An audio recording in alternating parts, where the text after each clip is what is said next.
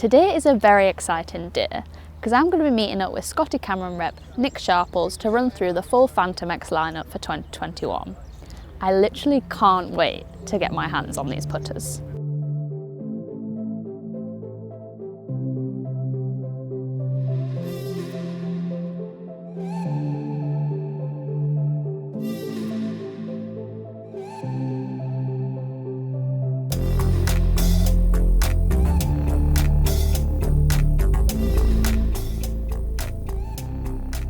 So, new into the family, so we'll start with the fives, because I'm sure this is what everyone's shouting about at the moment.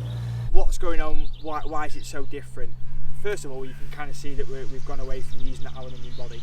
If people recognise this, it's because they've seen it a lot on TV from Exactly, JT. so you look at JT, you know, JT has worked with Scotty and Paul Sanko for a number of years now, since his junior days, and the success that he's had with this, the X5 head that he's had.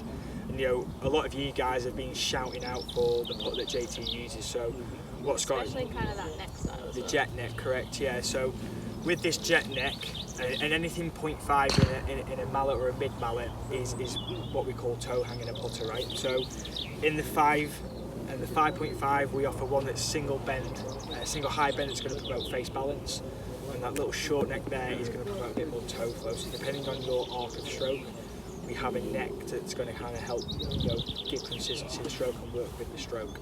So we have that opportunity and versatility of the putter heads. I think it's really nice someone can get like a model that they like from JT on top, but they can get kind of the neck bend that still matches their strokes. They're not really giving up performance of thinking, oh well, I want that putter but I don't normally use a short neck. Exactly right. So, you know, a lot of golfers aspire to play the putter that they see the guys out on tour use. So it's something that Scott is really listened into, not only just from what tour players want, but ultimately what you guys want as well. What do they see out on TV, and then what can I go and buy in the pro shop? We then have a brand new head in the lineup of the Phantom X11 and the 11.5. Again, we've kind of gone away from an aluminium body and gone back to a 303 stainless steel, a little bit like the 5 head. Again, what we've done here is that Scotty's milled out that stainless steel out the head and replaced it with aluminium. We can see we've got a little bit of a pop-up here. What that pop-out allows is Scotty to go and do is mill a line, so it gives you another visual for a reference to aim. So we have this long sight line with a top line. I really like that kind of long sight line. I think it really helps in terms of visuals. Yeah, you know, visualisation to the golf is so individual as well. You know, you've got to feel confident and like the visuals of what the head's giving you from an alignment aspect. Again, we offer an 11 head, so that's single high bend that you can see there that promotes face balance. And we have this little short neck here that promotes toe hang. Okay. And people might ask why you've got a different neck bend in that one for the turf flow versus what we saw in the 5. So we would have chatted about this last year when we did the special select review. So we have in the flowback 5 that single bend for the face balance, and we use that little jet neck again to promote toe hang, okay? But there's subtle differences in the heads itself, okay? So because in this jet neck, with it being metal, that's adding weight to the putter head itself. In the standard flowback, the top line is actually slightly a little bit thicker, okay? So what he's had to do in the flowback 5.5 to kind of keep it within his tolerances of weight is that we've had to strip a little bit of weight out the top line, and that's the sacrifice because we've had to put weight in there. So that neck weighs actually an extra 30 grams, so that's correct. Why you've got to kind of peel some of that weight off somewhere else. Exactly. If we was to put that jet neck on this putter, of course it'll look cool, right? It'll look mega. But we then have to potentially look at sacrificing weight elsewhere, right? And when we're looking at a mallet, like we say, we're looking to provide as maximum stability and performance, right?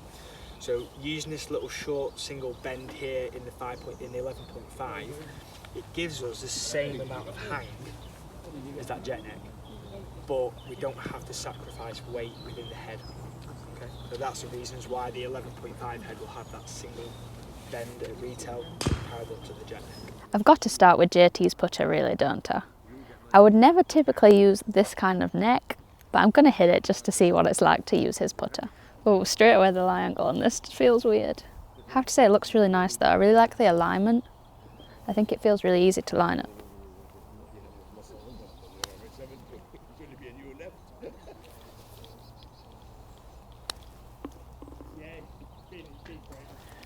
Now to say they've kind of changed the materiality in here, it still feels really nice. Obviously I use the Phantom X12 and I wouldn't say it's that dissimilar in terms of feel. Okay, I've got the 5 now. This is exactly the same club head, but we've got the different neck offering. So this is designed to be more face balanced. So this is great for someone who doesn't have quite as big of an arc in their stroke.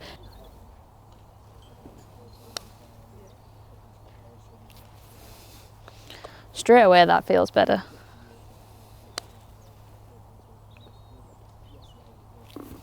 I just feel like I can match my face and my path up better than this than I can do with the kind of shorter neck. I definitely think if you're someone who likes a mallet but found the last Phantoms a bit busy, obviously there was a lot of colour on there as well, you're probably going to prefer these because they're a little bit more simple in terms of the styling. But I also really like some of the details on here. The milling is just so nice and it really adds an extra touch to the finish of these.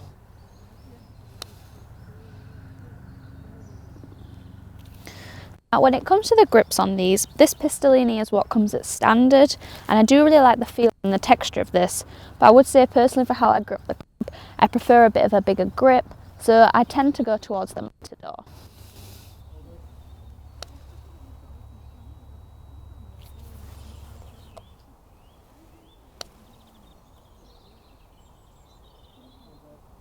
Ugh, hit it. Now, you might not realise this, but 90% of the start line of your putt is affected by the club face. So it's really important that you pick a putter that you can line up well. So across this range we see loads of different options, whether it be a sight line at the front, one at the back, down the side of the golf balls, or the dots in the middle. So it's really important that you pick the right one that works best for you. Now, I would say between the 2 new head models, the 11 is probably the one I prefer.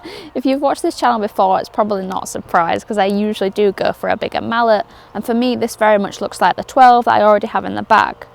But a thing I really like here is this really big white sightline we've got. I think that's great in terms of alignment and it works really well against that kind of black central part.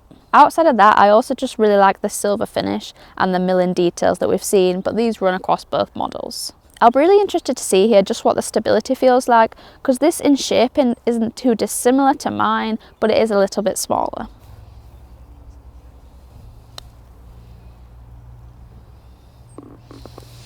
I think there's enough stability. That felt really nice actually, I really liked the feel of that.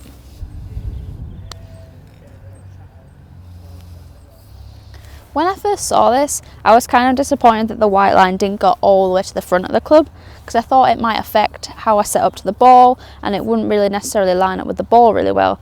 But actually it works really nicely. I'm very surprised by that, and it still matches up with that line on the ball if that is what you choose to use.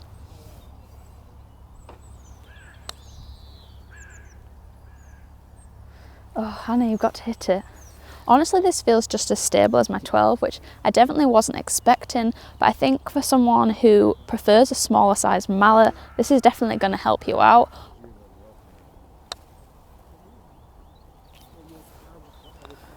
In terms of feel, I think you're going to be really hard pressed to find a putter that feels better than a Scotty. Okay, so I've switched to the 7 now, and this is one of last year's model that stayed in the lineup for this year, and that's just because this is so popular, and the same with the 12. Now here we've got quite a big difference in visuals, and that's because we don't have a line, we have dots in the middle instead, but we also have these 2 lines that frame the side of the golf ball, and I actually really like that. Now for me, I really like the pop of colour you get from that yellow colourway, and it also looks really nice if you try this with a yellow Pro V1 as well. It sits really great behind that golf ball.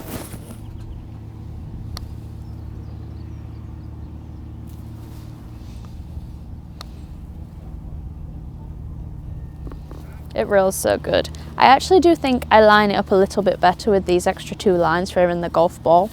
You can see here we've got that Matador grip that I was talking about earlier, so this is a different option instead of the Pistolini, and this comes in 3 different colours, but I do love this grey.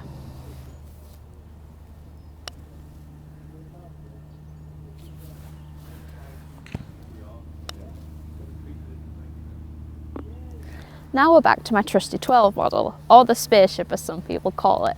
This is quite a large mallet and you really have to be someone who is used to that probably if you're going to put this in play. But I just love the whole shape and styling of this, and it really caught my eye straight away from the get-go. Now I've had a little sneak peek in Nick's bag, and I've also noticed a matte black colourway of this, which doesn't have the yellow, and it has kind of a single sightline down the middle. I just think that looks awesome. So if you're someone who's maybe not sure about the yellow, or wants this shape but wants it a little bit more subtle, pared down, that's definitely an option too.